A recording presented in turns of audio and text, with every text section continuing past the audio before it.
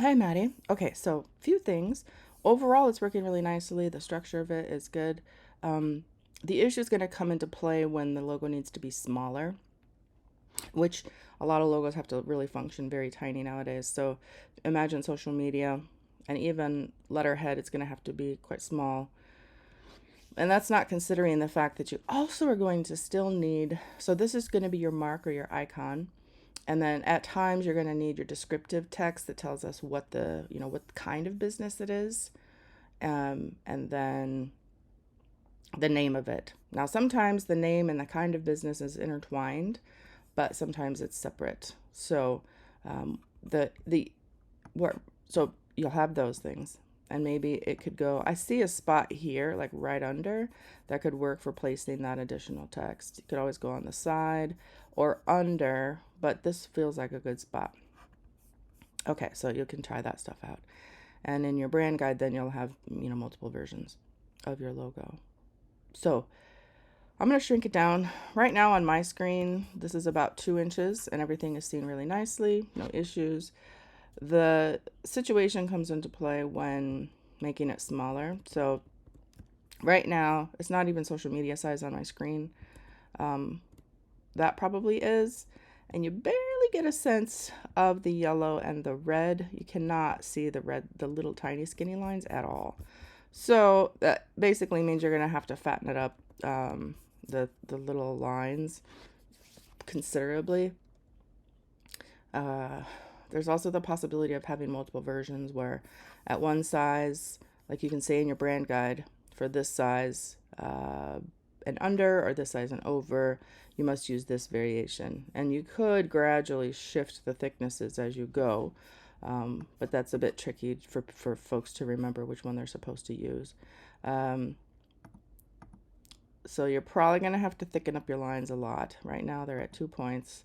And if I shrink down, I can see them. The little spaces in between, they get a little bit lost, but I can still overall sense the structure.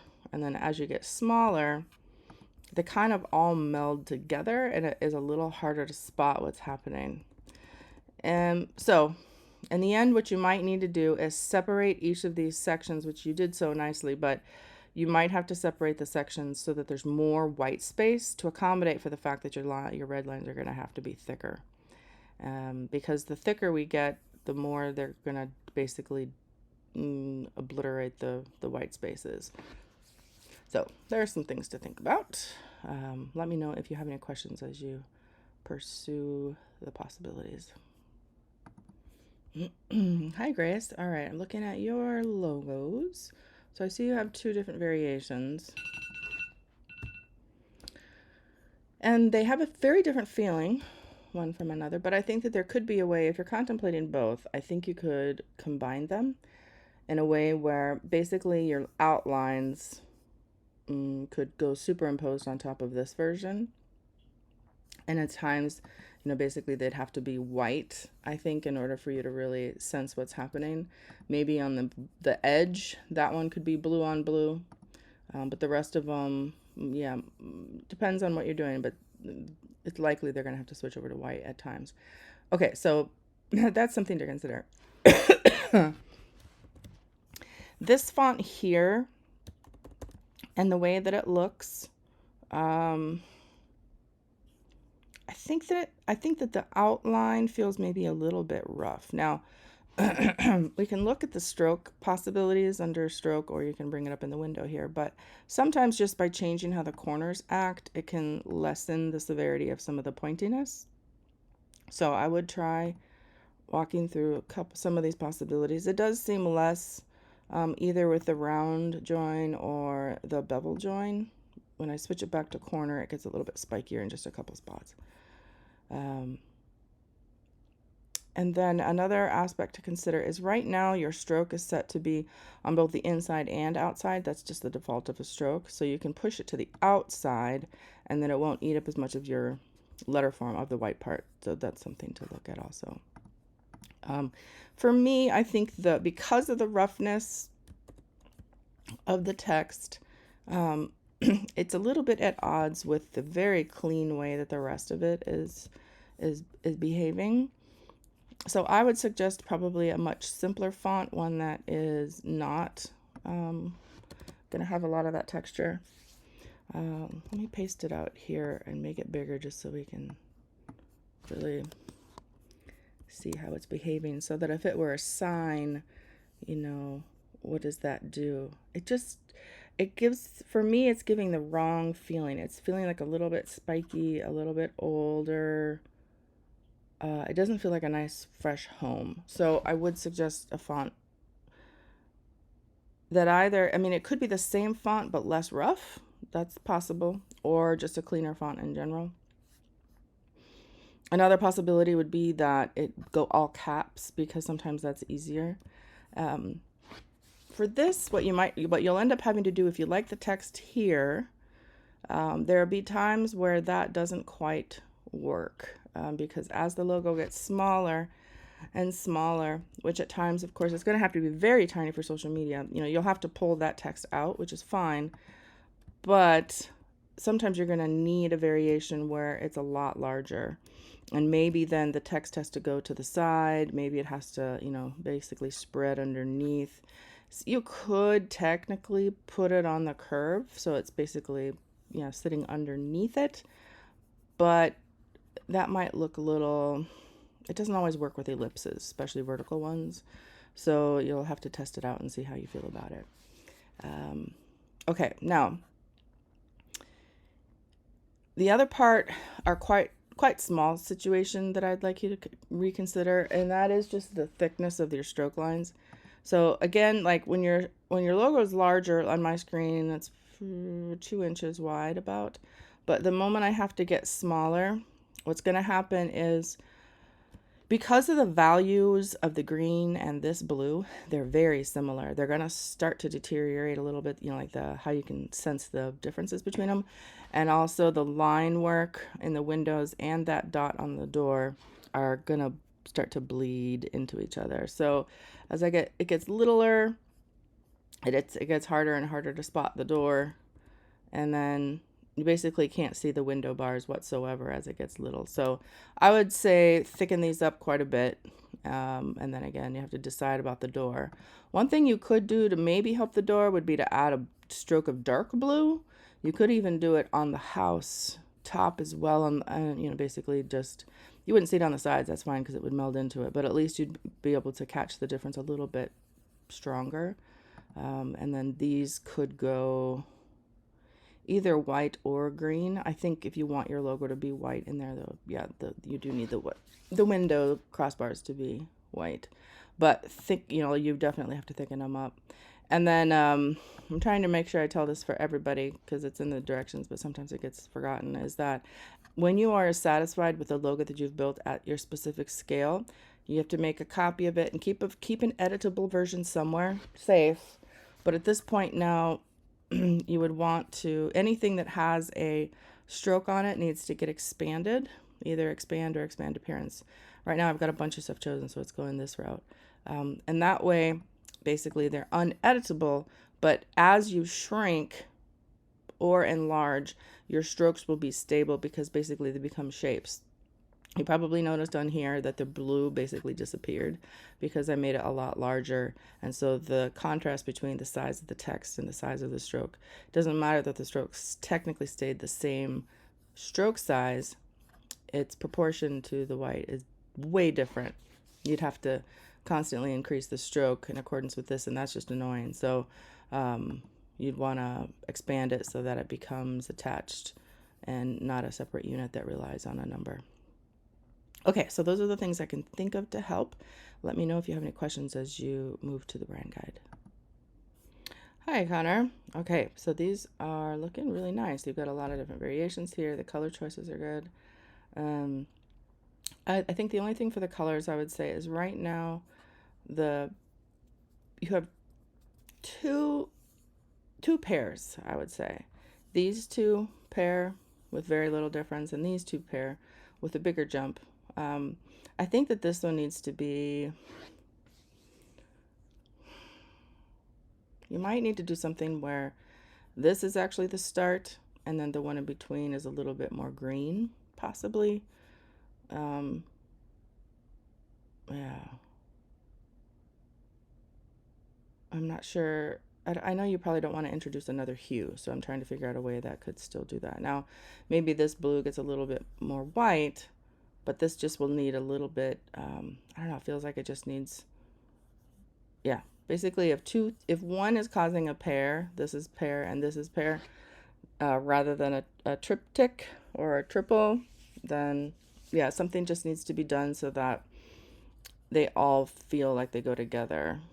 Mm.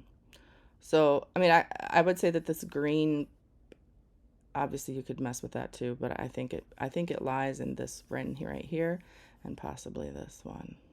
Okay, so I digress, but that's something to consider for the colors. Um, okay, so of the three that you have, um,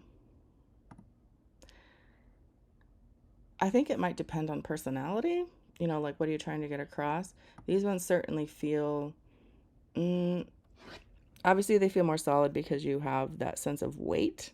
They also just have a different attitude. They're a bit more bold because of those edges being full black, and then also the letters having all the black on it. So I think it just depends on what you feel like matches your personality better.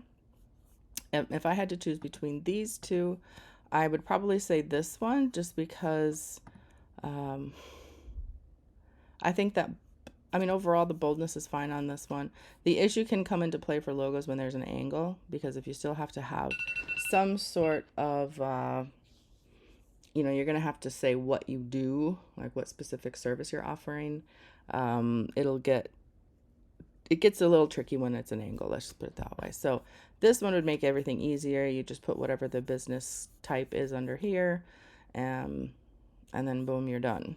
Same with this one, that would be easier to deal with. Uh, let's see. For some reason, I think like as it's small, it is starting to disintegrate, but I think it's just the quality that you exported it at. When I look at your AI files, everything is really clean. Um, my suggestion would be that on these smaller numbers, I would suggest just a one or the other. I would probably just do black, um, because the overlaps are getting a little bit tricky. They're kind of eating up the letters. And here, when it's larger, you can see a stark difference between that maroon color and the black. But these are starting to push into each other and makes them feel like they're not quite correct, especially as the item gets really small, which at some point it's going to have to be. At that point, the color change is negligible anyway. And also, you probably are noticing you can't really see the difference between the maroon and the black already. So what you could do is have a different color for the lighter part of your letters. Maybe instead of, it could be a lighter red, but that gets a bit aggressive. You could do a gray, you could do a white, even a cream if you don't, well, if you want something other than white. But um, the trick for logos I've found over the years is that if you shrink it occasionally as you're working, you'll make sure to notice the things that are starting to fall apart that you're actually trying to spend a lot of time on. So at some point, again, pretty quickly, the red and the black merge. And the other thing that's happening is by the time it's small enough for social media, it's all black anyway. So um, just some things to consider. Yeah. And then this part on the C, let's make a copy. What you want to do at this point now, and anything that actually involves a stroke, it's in the video at some point towards the end, but you can always keep a backup copy where everything is editable. But in this case, you'd want to expand appearance, and then you'd want to be able to pull apart. Oh, interesting.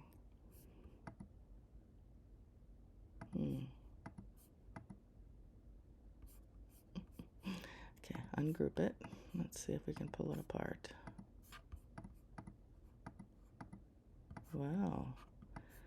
It looks like, that's interesting.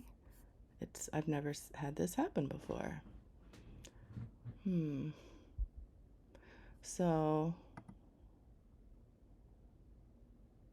oh gosh, it must be the kind of effect you had on it, where it's actually won't separate the pieces.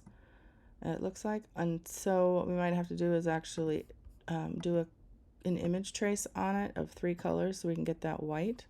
And it looks the same, but then when we expand, we can figure out that little hole right there. So you can select your items and then go to your shape builder tool and basically just merge that little piece in there with the black. Oh, I forgot to switch the colors. That's okay. Black. Anyway, you know, like that spot is so negligible, and it just kind of interferes with the feel of it.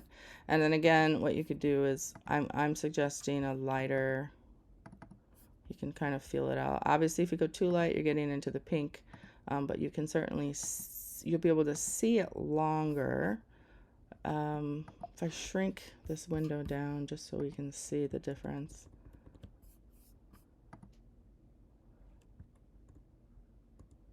Barely. I mean, again, as it gets small, it just disintegrates anyway. So you might end up needing a really light color like that white. Being surrounded definitely helps. Will pop that color farther. But yeah, just remember to shrink, shrink, shrink, and then you'll get a better sense of what's happening. All right, let me know if you have any questions. You may, because yours is a little bit more complex. And yeah. The other thing you could consider when you're making your logo smaller, because you're going to have variations, is that at some point, do you always want the extra numbers and names on them? Because even when they're small, even though you can't read them, it might still help to allude to what you're talking about, for those who are familiar with the charts. So yeah, just have a few things to consider. A couple other things about the strokes. So you can see as you just get smaller, the strokes may or may not really show up at all. You could consider a version without them and just turn off the strokes and see how you like it. The strokes that are also on the letters, like these, have a very small stroke. You might just not need them. So I would have a couple versions. Feel free to send me some options as you dig into this a little bit further, and I can give you extra feedback. Hi, Lauren. Okay, so in class, hearing all the feedback that I gave to everyone else, you can probably guess a couple things that I'm going to say, but let's go through them. Okay, so I think the L and the S, the way that they're drawn, that looks good. There's a factor of your values probably becoming a little bit of an issue. You might have to darken the outside blue, or, well, I'll show you. Okay, so right now, when I shrink the logo down, and this is the process that I use for everybody's, because I want to see how they function when they're small, because in actuality, that's probably the way that logos are the most. They're usually small. So as I shrink it, that idea of the blue merges with the pink, and it basically becomes purple, because pink and blue, if you mix them, make purple. So just so you know that's a result. So if you don't like that, basically kind of looks like lavender, I would say, then you'll need to consider some changes. The other thing that's happening, as you may or may not have noticed, is that, of course, this small text disappears. You can't read it at all. But the L, the ampersand and the S start to merge down with the bottom of the L. And so that means that you may need to bump them up a little bit. While they don't need them at their large size, they do need it when they're bigger. I'm going to go ahead and group this pieces and then just nudge it up a little bit. Oh, you've got 2. Okay. All right, just push these back. Yeah. So you can kind of just keep shrinking and see when do they, like, at this point it might seem exaggerated compared to what you had it, but they now are lifted off even when small. And not sure what this line, there's a little extra line in there. All right, now the other thing I'm looking at is the spacing between these items. You might need to push the S over a bit. Oh, I think I grouped them. I'll just try to grab it by itself. Well, that's strange.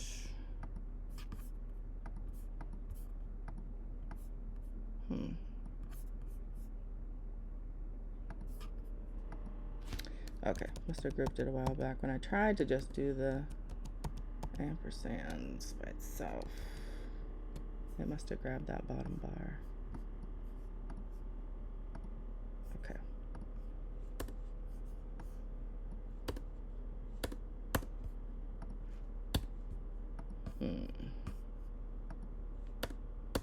That's interesting.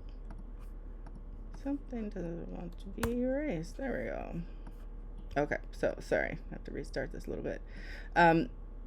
So yeah, just move your S over a little bit more. What I'd like you to pay attention to is basically the space that you have here may be somewhat close to what you need here. Now, of course, all the letters are different in the way that they're interacting with each other and all the swoops and all that, but overall, you can see that the edge of that circle is touching that. So again, we still have to use our eye because the openings change our perception of what's really happening, but it does need a little more space. Might even be that the L has to give a little give. The other possibility that I would say is that you might want to make the ampersand smaller. Right now, it's pretty dominant.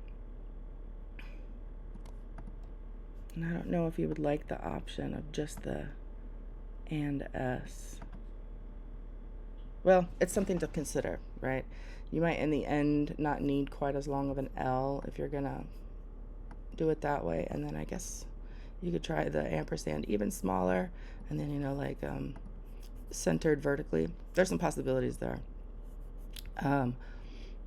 I think for me, excuse me, these open kind of almost, they become like drops at the end of your S. You might want to consider doing something similar to the top of the L, just so that they have a little bit more in common, because these ones end a bit more pointy. Or even if this one stays the same, but then this one rounds off, I think that would feel better. And then the difference here is, of course, when I shrunk the ampersand, it's affecting the way that the strokes are reacting. What you might need to do is push the strokes to the outside of the ampersand instead. It does feel better, but you'll have to slightly shift what's happening with one of your pieces here. Maybe we could just move it, transform it, and move it to the back.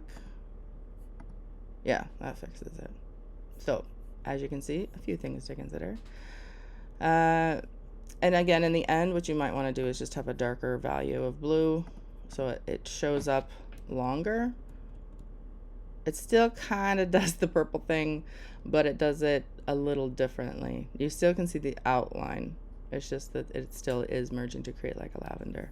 Okay, now the last thing here is this text is feeling quite different from these letters. So just choose something that is either the same font as close as possible, but this is hand done, so that makes it tricky, or choose something that is just a simple sans serif that isn't in any way fighting the other font, or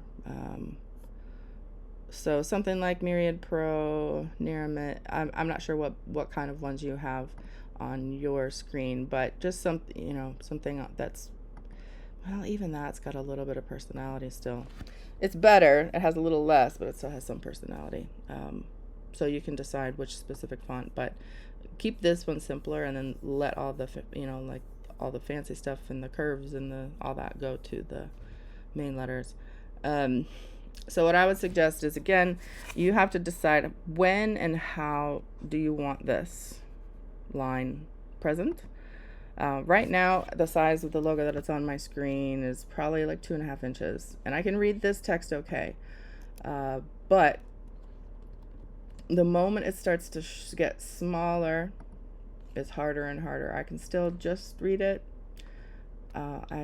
That's about the end of it. I know I won't be able to read it after that. So what that would be is then you could have versions in your brand guide that basically are, maybe at this point, this text gets larger compared to the main logo mark, and then, then I can read it longer. The other possibility could be that you do a double line, and then probably center it. But I typically would say keep with as much repetition as possible, like do the same thing with as little variation. In this case, the variation of being able to just make it larger when it needs to go smaller makes sense. And then at some point, you just wouldn't, it would go in a different location. Let's see how long this lasts. I mean, it lasts longer, that's for sure. So basically, you're going to have both versions of your logo with just this, and then you'll have versions of your logo with this. And these ones will require you telling the designer who might be using your brand guide at some point, hey,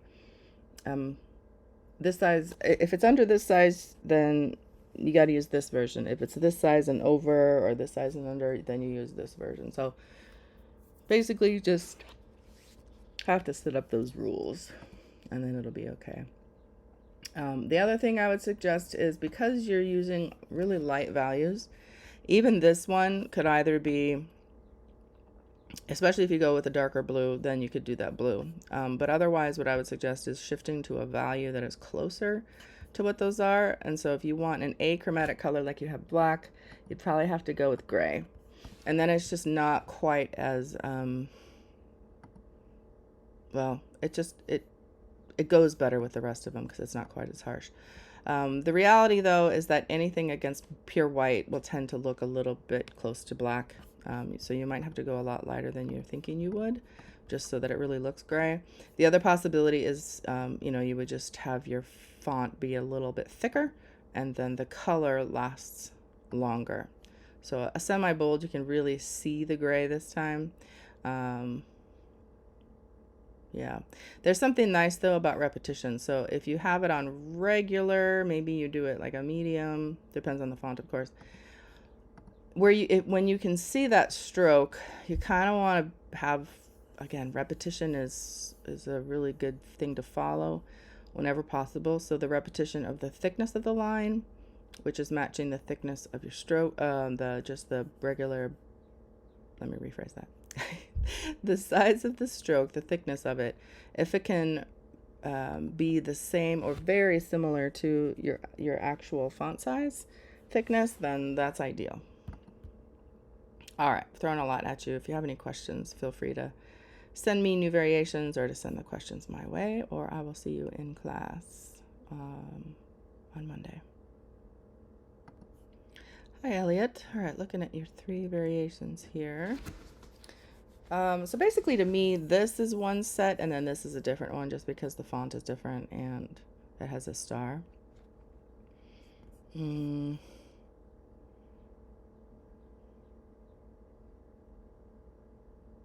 Okay. I mean, the star is kind of part of the original logo, so if you're ever doing a logo revision, sometimes it's good to pull in something that is recognizable to folks. And then it might not seem quite so brand new, but it does have to be rather large in order to accommodate the SB when it's more like that, and it's hard to get it to feel right in that space, but something like that could work. The thickness, if you want something like this, should be close to matching something within the letters themselves. So if you kind of look at what is the thickest area, or thinnest area in this case, something that's closer to it is going to be more ideal. The tricky thing with, as you could probably spot already, is the additional text then has to go underneath and has to be large enough to be read. The other thing I usually suggest is, at any point, if you have an enclosure or some sort of form, then you'd want to fill it in rather than just have it plain like that. So basically the text would go white and your fill would be the green. So basically like you have here, except this text will go white. Yeah, that'll show up quite a bit better. Let me shrink all this down. So the one thing to always try to do when you're building your logo is to shrink everything all the time, just to see what's really going on, because your logo most of the time lives small. So if it doesn't work small, then you're going to run into some issues. So in this case, As I get really little, it's harder and harder. So this is essentially on my screen about close to the size of like an Instagram mark or icon, and it's hard to see the S and the B at that point. So if I do side by side comparison, and we'll do one with white, we'll see if that really makes a difference. Again, more when it's very, very small. Yeah, you can definitely see the contrast a lot better. The black is it's basically, you just have a dark green, so that means then that the black is closer in value to it, so that's why it starts to fall apart. If you go with this version, I would just say to center the S and the B, and then again consider the thickness if you're going to have any variation in that. And I would again switch it so that the text is white and the star is green. This text gets it's nice for larger items, but it does get a little tricky to read when it's small. What you'll have to do in your logo variations, for the variations like that are just the SBs, you don't really have to give a lot of variations there, but other than a one color, which yours, if you do this route, is already a one color. This text, the accompanying text, will need variations for it. So, for example, right now I can read it, but it's getting a little tricky. So as the logo shrinks, this text needs to grow in size in order to accommodate the scale change. So you would have something that says, use this variation if the logo if the logo is going to be less than, I don't know, you can just, well, you'll determine that, like less than 4 inches, less than 2 inches. You might have 2 or 3 variations with the accompanying text just to allow readability at most sizes. At some point, it's just going to be too small, but you'll know when that is. All right, let me know if you have any questions. You can send me revisions that I can take another look at, or I can see you in class. Hey, Micah. All right, looking at that is really nice combination. I probably wouldn't touch this at all. The only thing, I'm going to turn on my rulers because I want to know how far away these are from each other. Okay, that's pretty good. They've got some height on them. The only one that I would probably want to play with is just see how tall these can go against each other. So right now they're doing that. If, let's say for example, like this one grew a little bit and these ones came down a little bit, you know, how do you feel about it at that point?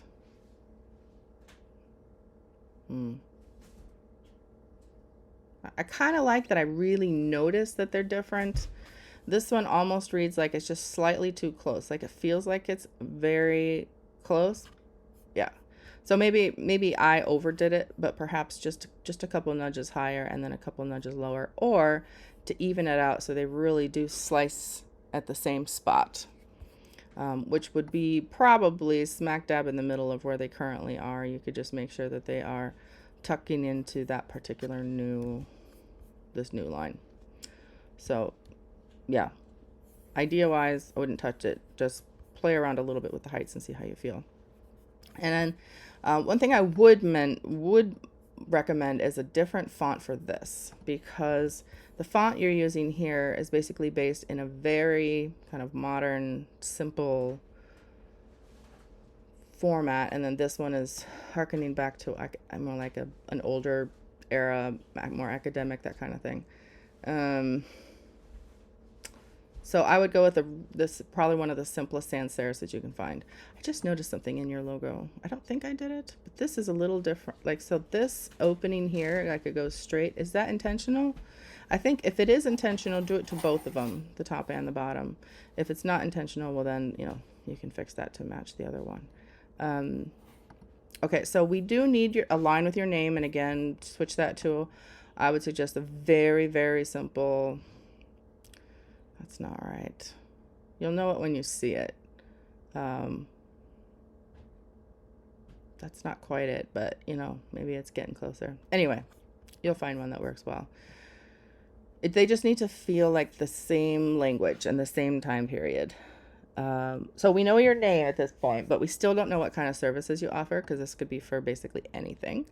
So you will need another version that has your descriptive name, or maybe it's a tagline that um, reveals the kind of business that you're doing. Also, somehow we need to know what you offer for services. Um, your logo works well, or at least your mark works really well at, very small even, so that's great. Don't need to mess with that. The only thing that you'll have to have some variations about are the scale of this text versus this. So right now on my screen, these are about 2 inches wide, maybe a little less, and I can read that okay. Now, the font choice might affect how long the readability lasts. Some fonts just hold together longer, and you'll be able to read them for even if they're quite small. This one for me, that's a little too small. So at this point, then it'd be like, okay, this is the smallest you can get away with. And then the next thing you'd want to do is make a version where it's larger so that you really can still, read it. So then in your brand guide, you're simply going to state this variation to be used when logo is smaller than, you determine the size based on, like in this case, it would be when the mark is smaller than an inch, I would say. And then you could have one when that mark is smaller than a half an inch, etc. And basically your text just keeps getting bigger in reaction to how small the icon is getting. All right, that's it. Let me know if you have any questions. If you want me to give any feedback after you've finished that before you move to the brand guide, that's fine. You can send it to me. Otherwise, I will see you in class if you need help, or I'll just see you in class on Wednesday for the new rounds of critiques.